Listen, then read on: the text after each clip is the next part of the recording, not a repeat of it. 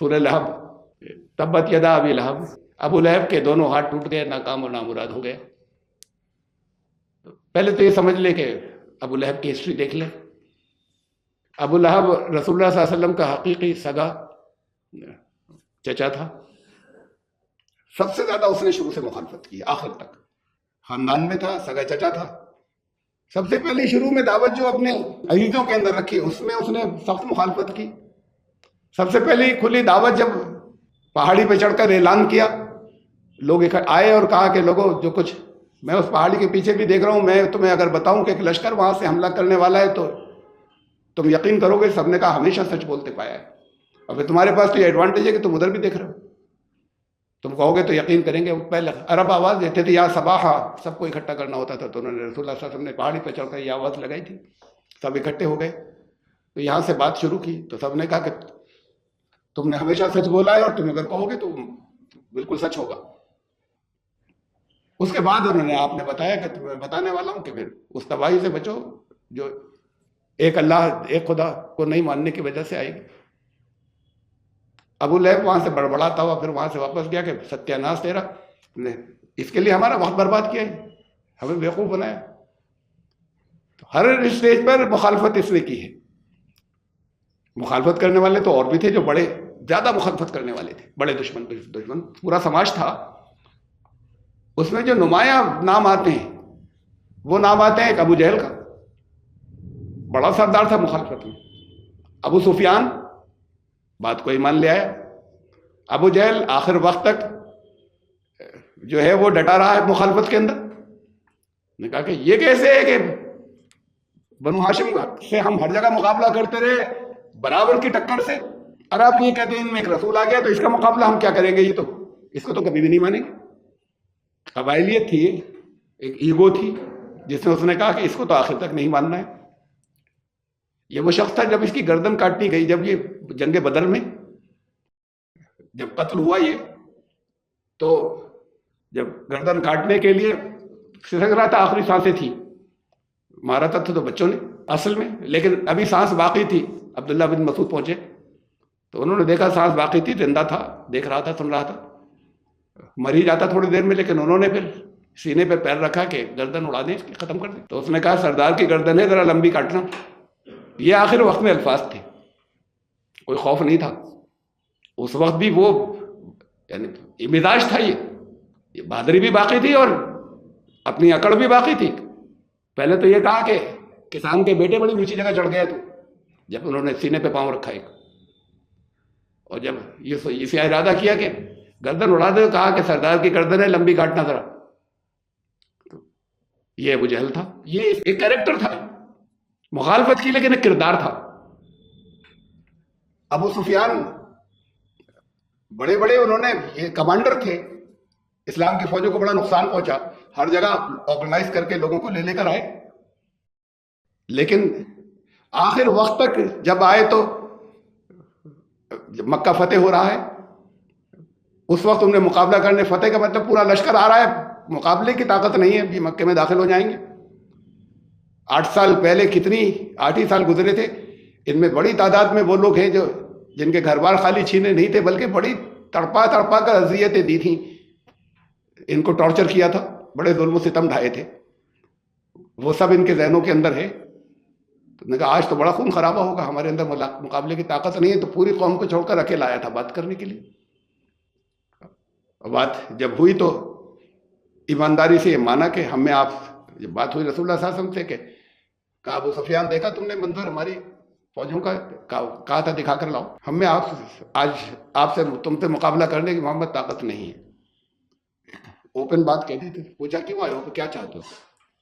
کہا بچانا چاہتا ہوں لوگوں کو جن کا قتل عام ہوگا، یہ تو بہت لوگ مارے جائیں گے۔ رسول اللہ صلی اللہ علیہ وسلم نے فرمایا کہ کعبے میں جو داخل ہو جائے تو اس کو تو ہمارے دین میں منع ہے، کوئی چھو بھی نہیں سکتا۔ حرم میں جو داخل ہو جائے گا، حرم میں کتنے سے لوگ آئیں گے، باقی سب مارے جائیں گے۔ پھر کہا ابو سفیان تم آئے ہو تو تمہارے گھر میں داخل ہو جائیں لوگ، ان کو سے بھی کچھ نہیں کہا جائے گا۔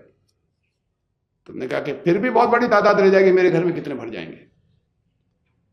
اب یہ آیا اپنے قوم کی طرف سے بات کرنے کے لیے، تو پھر رسول اللہ صلی اللہ علیہ وسلم نے فرمایا اچھا جو اپنے گھر باہر نہیں نکلے، اپنے اپنے گھروں کے اندر بند رہے، باہر نکلیں گے تو یہ سمجھا جائے گا کہ لڑنے آئے۔ ایمان لانے والے جب کسی بستی کے اندر اگر کہیں فوج کہیں پر اگر ان کو فتح ملتی ہے، اگر وکٹری حاصل ہوتی ہے، کہیں کسی اس کے اندر داخل ہوتے ہیں تو وہاں لوٹ مار نہیں کرتے، وہاں ریپس نہیں کرتے، وہاں قتل عام نہیں کرتے، وہاں گھروں سے نکال کر نہیں مارا کرتے۔ تو جو میدان جنگ میں مقابلہ کر رہے ہیں اسے مارا جائے گا کہ اپنے گھر میں رکے، ورنہ یہ سمجھا جائے گا کہ مقابلہ کرنے آئے ہیں۔ اپنے اپنے گھر میں جو رہے اس کو ہمارے لے لینا۔ پھر پوچھا کہ ابو سفیان، اب تو سمجھ میں آ گیا ہوگا اتنے کم وقت میں یہ کہا نہیں، بلکہ یہ اسے مطلب تھا، اب تو سمجھ میں آ گیا ہوگا، اس سے آگے کی جو بات میں کہہ رہا ہوں وہ الفاظ حضور نے نہیں فرمائے، اتنا کہا کہ ابو سفیان اب تو آ گیا، اب بھی سمجھ میں نہیں آیا کہ میں اللہ کا رسول ہوں۔ یعنی مقصد یہ تھا کہ یہ اتنے کم وقت میں اللہ کی مدد ہے، یہ میں نہیں کر سکتا تھا، یہ ایسی کایا پلٹ ہو جانا، درمیان کے تک جتنے مرحلے وہ سب تمہارے سامنے ہیں، اور کیسے بدلتے چلا گیا پانسا، اور آج تم سب کے لیے پلیڈ کرنے آئے ہو، اب بھی سمجھ میں نہیں آیا کہ میں اللہ کا رسول ہوں۔ یہ کیریکٹر تھا کہ اس نے کہا کہ یہی اگر مان لیا ہوتا تو پھر ایمان میں نہیں رہ جاتا میں، تو یہ اسی کا تو نہیں یقین ہے، یہی کیریکٹر تھا۔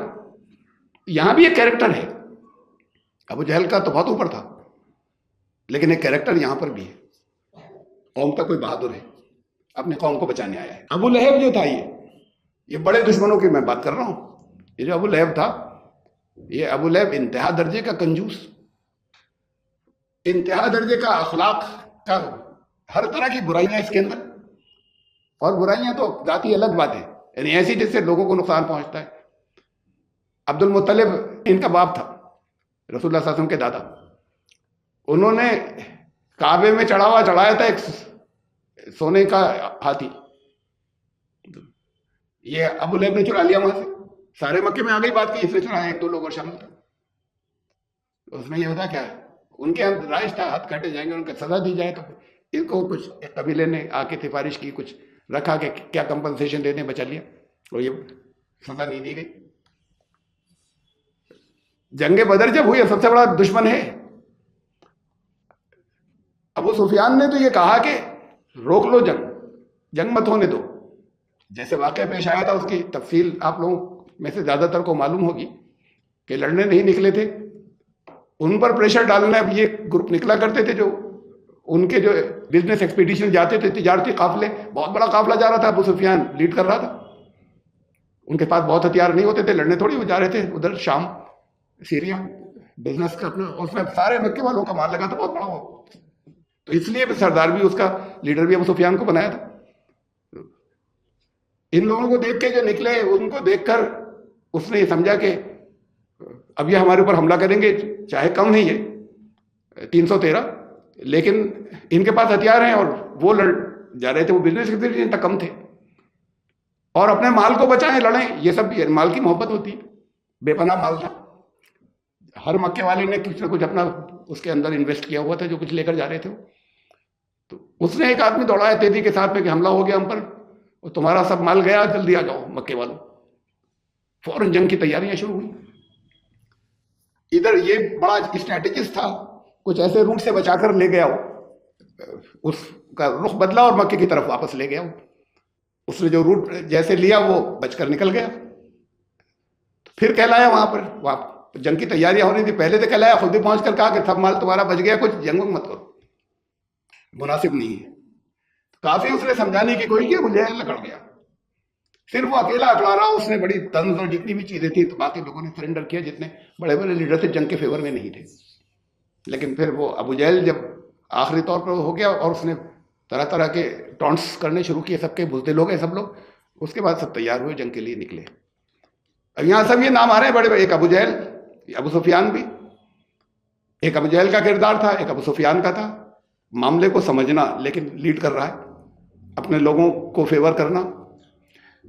جنگ پیش آ گئی، یہ جو تھا اس نے ایک آدمی اس کا قرض دار تھا ابو لہب کا، اس کو بلایا، کہا کہ یا تو قرض ادا کر، اب تک نہیں کیا، یا میرے بدلے لڑنے جا۔ تو اپنے بدلے پیسے دوسرے کو لڑنے بھیجا جو قرض دار تھا، یہ بزدل تھا، بڑا بزدل تھا، یہ بہادر تھے، یہ ابو جہل اور یہ ابو سفیان، یہ بزدل تھا، تو بزدلی بے پناہ تھی، نہیں تھے اور لوگ ایسے قریش میں. تو یہ اپنے طرح کا اکیلا تھا، لالچی تھا، چور تھا، بخیل کنجوس تھا اور بزدل تھا. یہ سب اس کے کیریکٹر کے اندر چیزیں بہت ساری شامل ہیں. نام تھا اس کا اصلی عبد العزا، لیکن وہ نام کہیں نہیں آتا، لوگ بھول گئے. اب ابو لہب ہی چلتا ہے. ابو عتبہ پہلے کہتے تھے، کنیت سے پکارا جاتا تھا، اپنے عرف تھے الیاس سے. وہ ابو عتبہ تھا، وہ بھی گیا، بھول گئے لوگ. ابو لہب جاری ہو گیا، چل گیا تھا نام اس کا. ابو لہب جو ہے، لہب کہتے ہیں آگ کے شعلے کو. ابو لہب اس کا چہرہ بڑا لال تھا، ریڈش، خوبصورت بھی تھا لیکن فیس بڑا ریڈش تھا، تو اس لیے اس کا ایک لقب وہی پڑ گیا تھا. کوئی قرآن نے نہیں دیا ابو لہب، قرآن نے نام نہیں لیا، لیکن اشارہ ہے ایک آدمی کی طرف. تو اب یہ صورت ایسی محسوس ہو رہی ہے کہیں اس کے الفاظ پڑھنے میں کہ اس کے دونوں ہاتھ ٹوٹ گئے، ناکام ہو گیا، نامراد ہو گیا، بیوی بھی گئی. جیسے کوئی کسی پہ لعنت ملامت وہ کر رہے ہوں، بددعا سی دے رہے ہوں، کوسنے سے ہوں. قرآن کا یہ انداز نہیں ہے. یہ جو کہتے ہیں اسے جس میں کسی کی برائیاں کی جائے، ایسی شاعری کی جائے جس میں کسی کی برائیاں کی جائیں، یہ قرآن کا انداز نہیں ہے. لوگوں نے کیا مطلب جیسے اس کی تشریح ہوئی اس میں ایسی سمجھا گیا. یہاں یہ چیز نہیں ہوتی ایک کو لے کے اس کی وہ شروع کر دیں ہجو یا اس کو برائی اور جیسے دل کی بھڑاس نکال رہا ہے کوئی. خصوصیات بتائی جا رہی ہیں. ہاں اشارہ ہو گیا ابو لہب کی طرف، اس لیے کہ نام نہیں ہے.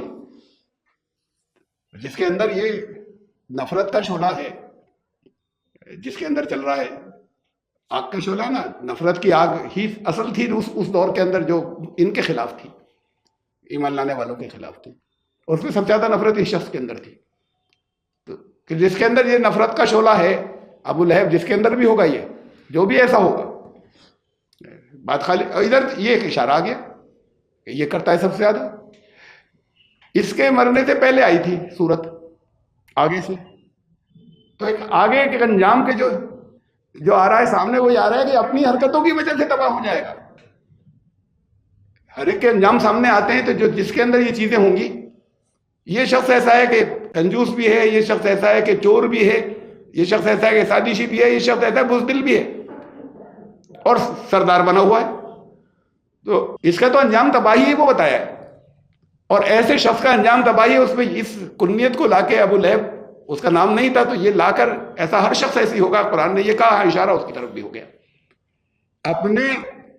انہوں نے تھوڑی مارا رسول اللہ صلی اللہ علیہ وسلم نے، ان کے کسی ایمان لانے والے نے تھوڑی اس کو ختم کیا. کوئی حملہ ہوتا اس کے اندر زخم وخم کر کے ختم ہو گیا، ایسا بھی نہیں ہوا. اس کو تو خود ایک ایسی بیماری ہو گئی کہ جسم گلنے سڑنے لگا، گھر والوں نے بھی لکڑیوں سے اٹھا کر پھر چھوا بھی نہیں، کوئی ساتھ بھی نہیں گیا. دور جس جگہ پر پھینکا گیا، کوئی ڈیزیز کچھ ایسی تھی جو انفیکشس تھی، کوئی ساتھ نہیں گیا، کسی کو ہمدردی نہیں تھی، بیٹوں کو ہمدردی نہیں تھی باپ سے. ایسے شخص کا انجام یہ ہوتا ہے. اس لیے یہ بھی کنیت ایسی لی کہ ایک ایسا شخص جس کا انجام یہ ہوا کہ ان کے تو ایسا ہوتا تھا کہ باپ کو کچھ ہوا تو بیٹے نسل در نسل لڑتے تھے اس کے لیے. یہاں بیٹوں نے خود اس کو ایسا تھا جیسے کوئی زریل ہٹا، ویسے کنجوسوں کے ساتھ ہوتا ہے. ان کے بیٹے انتظار کرتے ہیں کہ کب مرے گا باپ، کب مرے گا. اتنے سب کچھ روک رکھا ہے اپنے پاس، پھر ہمیں مال ملے گا نا. کنٹرول سارا اس کا ہے. جو درجے کنجوس ہوتے ہیں چاہے جہاں پر ہوں، ان کی اولاد مرنے کا انتظار کرتی ہے باپ کے. پھر باپ سے جب آخری درجے کی بات ہے مرنے کا انتظار، تو اس کا تو سوال ہی نہیں کہ ان کے فیور میں کسی سے لڑیں، ان سے محبت کریں، ان کے بہت اچھے انداز میں بڑا دکھ ہو جب انتقال ہو گیا تو ان کو اس طریقے سے تو پھینکا. یہ لڑکے بڑکے کوئی نہیں گئے اس کے اندر، ساتھ میں پھینکنے میں بھی ساتھ میں نہیں تھے. تو یہ اشارہ تھا کہ اپنے اس کے خود اعمال ایسے ہوں گے جس سے یہ اسے تباہ کر دیں گے. اس طرح ایسے جس کے بھی ہوں گے. اور اس میں ایک شخص ایسا ہے بتایا قرآن نے، تو ایک جنرل صفات کے ساتھ میں ذکر کر دیا. اشارہ ایک شخص کی طرف بھی آیا. تبت یدا ابی لہب وتب، اس کے دونوں ہاتھ ٹوٹ گئے. ہاتھ تھوڑی ٹوٹے تھے، تو یہ تو سیدھا سیدھا سا محاورہ ہے. دونوں ہاتھ ٹوٹ جانا کا مطلب سب صلاحیتیں ختم، اب کچھ کرنے کے لائق نہیں بچا کوئی آدمی، تو کہتے ہیں ہاتھ ٹوٹ گئے. وتب، ناکام ہو گیا، نامراد ہو گیا، جو کچھ چاہتا تھا وہ سب الٹا ہو گیا. ما اغنی عنہ مالہ وما کسب، بہت مال اکٹھا کیا تھا، کسی کام نہیں آیا، اولاد تک کام نہیں آئی. کسب کمائی جو ہے، کمائی کے اندر عربی محاورے میں اولاد بھی آ جاتی ہے. مال بھی کام نہیں آیا اور اولاد یہ بھی کسی کام نہیں اس کے آئی ہے. اس شخص ادھر اشارہ ہے کہ اسے دیکھ لو، ورنہ ہر شخص کے لیے ہے یہ کہا ہے کہ جو بھی ابو لہب ہوگا اس کے ساتھ ایسا ہو جائے گا کہ اولاد بھی ساتھ نہیں دے اور مال و دولت بھی کام نہیں آئے گا، اور یہی زندگی کے اندر بری حالت ہو جائے گی. فیصلہ نارن ذات لہب، تو آگ کے شعلے میں جلے گا. یہ جس کے اندر آگ ہے وہ آگ میں ہی تو جلے گا. پھر آگ یہاں جہنم کی آگ بھی ہے، کیا وہاں جا کے جہنم کی آگ میں جلے گا؟ آگ خود کو جلا دیتی ہے. اور آپ کے لیے یہ اس دور کی بات ہے، اس شخص کی خالی بات نہیں تھی. اس شخص تب بھی خالی ایک شخص کو نہیں کہا تھا، اس شخص کی طرف اشارہ ہو گیا تھا خالی، لیکن تب بھی یہ کہا تھا کہ آگ کس کس طرح کی ہوتی ہے. اور آپ کے لیے بھی اس کے میننگ یہی ہے، آگ کس کس طرح کی ہوتی ہے. آگ ہمیشہ برباد جلاتی ہے. وہ آگ، یہ نفرت کی آگ کی بات تھی یہاں پر. حسد کی آگ ہوتی ہے، جیلسی. آگ جو ہے وہ جیسے نفرت کی آگ، حسد کی آگ، بدلے کی آگ، انتقام کی آگ، یہ طرح طرح کی بہت سی ہوتی ہیں جو انسانوں کے دلوں کے اندر پل رہی ہوتی ہیں. کسی کے اندر ان میں سے کچھ بھی ہوگا تو اس کی صلاحیتیں ختم ہو جائیں گی، کریٹیوٹی ختم ہو جائے گی، کام کچھ نہیں آئے گا کسی طرح کا. اس کی آگ خود اسے جلا دے گی. غصے کی آگ ہوتی ہے، جس کے اندر جو اس آگ کو ٹھنڈا نہ کر سکے اور کنٹرول نہیں کر سکے، صحیح ڈیسیشن نہیں لے سکتا، کریٹیوٹی اس کے اندر نہیں ہوگی، تو یہ آگ خود اسے جلا دے گی اور اسے ختم کر دے گی، تباہ برباد کر دے گی. مال دولت کام نہیں آئے گا. تبت یدا ابی لہب ما اغنی عنہ مالہ وما کسب سیصلی نارا ذات لہب. جلدی ایسا ہی انجام ہوگا جلدی ہی کہ وہ آگ کے شعلے میں بھسم ہو جائے گا. وہ جہنم کی آگ کے شعلے کی بات بھی ہو رہی ہے، اور اسی دنیا میں یہ آگ اسے جلا دے گی، اس کی اپنی آگ اسے تباہ کر دے گی. جس کی کریٹیوٹی ختم ہوگی اس کو تو برباد ہونا ہی ہے. صحیح فیصلے نہیں کر سکتا انسان. غصہ بہت ہے، جس کے اندر ہر وقت غصہ رہ رہا ہے، فیصلے صحیح نہیں کر سکتا. فیصلہ نارا ذات لہب امرأتہ حمالۃ الحطب. اور اس کی بیوی وہ ایسی ہے کہ جیسے پیٹھ پر ایندھن لا دے ہوئے. آگ کے تعلق سے ایندھن جو ہوتا ہے فیول، وہی تو آگ کو اور بھڑکاتا ہے. تو یہ ہے میریٹل لائف، ازدواجی زندگی. وہاں اس شخص کی بات یہ تھی کہ اس کی بیوی ہر وقت آگ کو بھڑکاتی تھی، نفرت کی آگ کو. وہاں تو یہ نفرت والی آگ تھی، وہ آگ کو اور بھڑکاتی تھی. تو اس کو مثال کے طور پر کہا، یہ نہیں کہ وہ بعض اکثر نے لکھا ہے تفسیر کرنے والوں نے کہ وہ لکڑیاں جو ہے وہ چن چن کر لاتی تھی، پیٹھ پہ اپنی گٹھڑ باندھ کر. سردار تھا، اور قریش کا یہ نہیں تھا کلچر. ان کے لیے بڑی چھوٹی بات تھی، ان کی کنیزیں تھیں اور دوسرے اور لوگ تھے ان کے یہاں، کہ یہ خود گھر کی عورت جو ہے وہ جنگل سے لکڑیاں کاٹ کاٹ کے پیٹھ پہ لائے. یہ اس سے سمجھ لیا پیٹھ پر ایندھن لیے ہوئے اپنے. حمالۃ الحطب، جو اپنے پیٹھ پر ایندھن لیے پھرتی، لکڑیاں کا گٹھا دیا ایندھن لے کے یا فیول لے کر گھومتی. جیسے وہ محاورہ تھا کہ دونوں ہاتھ ٹوٹ گئے، وہ ناکام ہو گیا، ایسے یہ بھی محاورہ ہے. یہ نہیں تھا قریش کا کلچر، وہ بھی سردار کا. ان کے لیے تو بڑی نیچی بات تھی یہ غلاموں کرنی سے کرتی، کہ اس کی بیوی جا کر یہ کرتی ہو. یہ ہمارے لکھا ہے بہت سے لوگوں نے تفسیر.